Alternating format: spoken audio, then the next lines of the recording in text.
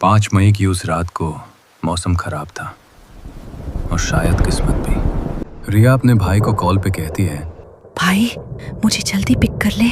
दूसरी तरफ अंधेरे को चीरते हुए गाड़ी बेहिसाब रफ्तार से आगे बढ़ रही थी। अंदर बैठे दोस्त नशे में थे। तभी अचानक कबीर गाड़ी रोक देता है। गाड़ी के अंदर से झांकती भूखी आंखें बाहर अकेली खड़ी रिया को घूरने लगती हैं। कबीर घटिया लहजे में कहता है, आ जाओ मैडम, लिफ्ट दे देते हैं। और वो दोस्त हंस पड़ते हैं।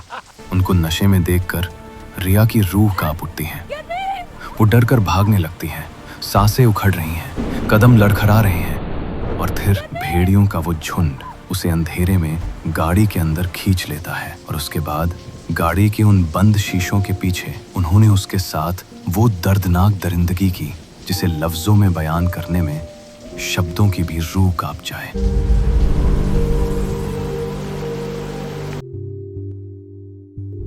2 महीनों बाद भी युवती हत्या केस के मुल्जिम पुलिस की पकड़ से बाहर। मौत की राहत सिर्फ इंसानों को मिलती है। इन दरिंदों को मैं इनकी ही खौफनाक सोच में घोट कर मारूंगा। रग रग में डर का वो जहर घोलूंगा कि ये अपनी परछाई से भागेंगे, नींद से डरेंगे और आखिरी सांस तक सिर्फ मौत की भीख मांगेंगे। अचानक गिरे हुए एनवेलप को देखकर अमन डर जाता है। HIV report?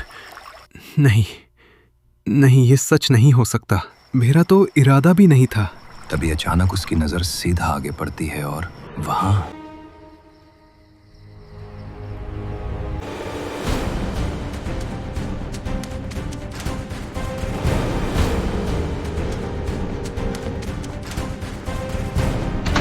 अमन एक अंधेरे कोने में सिकुड़ कर बैठ जाता है। खौफ और मौत के साए में वो सैम को कॉल लगाता है और पूरी भयानक सच्चाई उसके आगे उगल देता है। एक आखिरी दर्दनाक आवाज में उसने सैम से कहा कि वो किसी भी हाल में तुरंत उसके पास आ जाए। अरे यार, क्यों इतने नशे करता है तू? चल आ रहा हूँ। सैम गाड़ी लेकर निकल पड़ता है। रात के सन्नाटे में हल्की बारिश शुरू हो चुकी थी। अरे अमन, आ रहा हूँ, बार बार कॉल मत कर।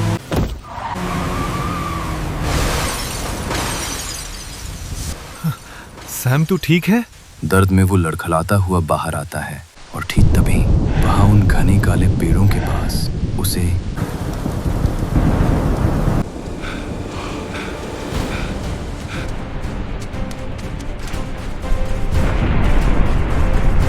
सैम, जल्दी बैठ अंदर।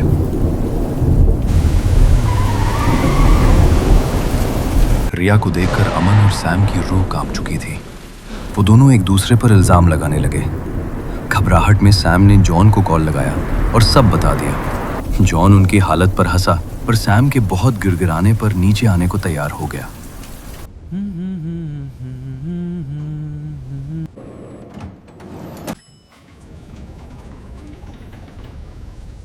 इतनी रात को 4th फ्लोर पे लिफ्ट किसने रोकी? यहाँ तो रेनोवेशन चल रही है। तभी अचानक कोई उस पर गीली मिट्टी फेंकता है। जॉन गुस्से में आगे बढ़ता है और ठीक उसके सामने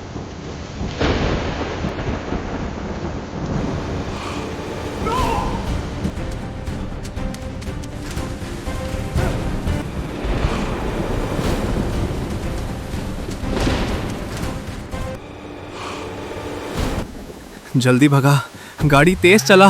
ये वापस कैसे आ गई? हमने तो इसे खुद मारा था।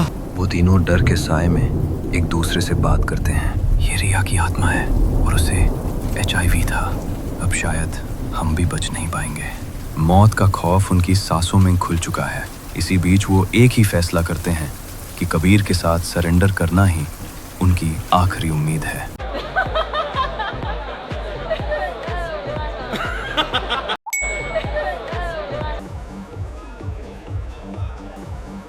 I have to take this.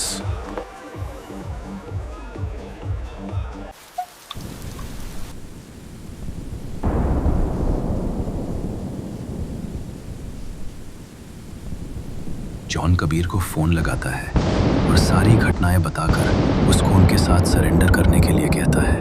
हाँ ठीक है, पुराने फाटक के पास मिलो, वहां से सीधा चलते हैं। कबीर गुस्से में वहां से गाड़ी लेकर फाटक की ओर निकल पड़ता है।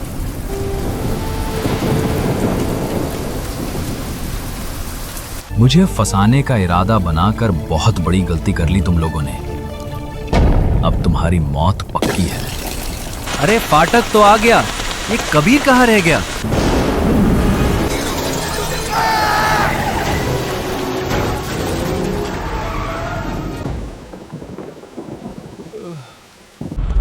कबीर हमें बाहर निकाल।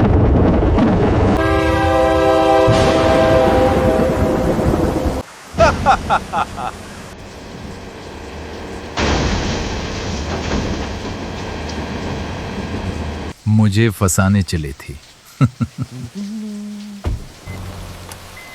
अब ये क्या भला है यार। आ जाओ सर, लिफ्ट दे देते हैं।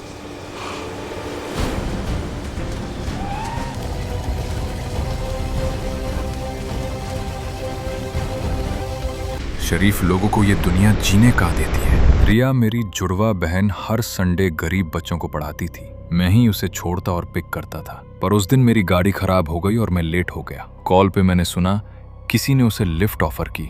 वो भागी और उसके बाद उसका फोन हमेशा के लिए बंद हो गया। मैं पूरी रात उसे ढूंढता रहा। पुलिस, दोस्त, किसी ने साथ नहीं दिया। सुबह मुझे सिर्फ उसकी बेजान लाश मिली। वो ही मेरी पूरी दुनिया थी। कोर्ट और पुलिस के चक्कर काटते काटते समझ आ गया कि इन अमीरों के सामने एक आम आदमी की कोई औकात नहीं होती।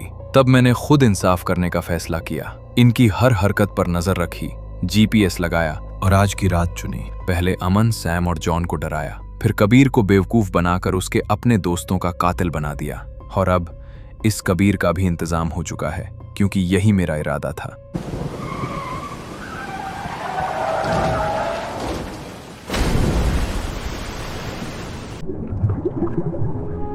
रिया, तुम जहां भी हो खुश रहना और हो सके तो मुझे माफ कर देना।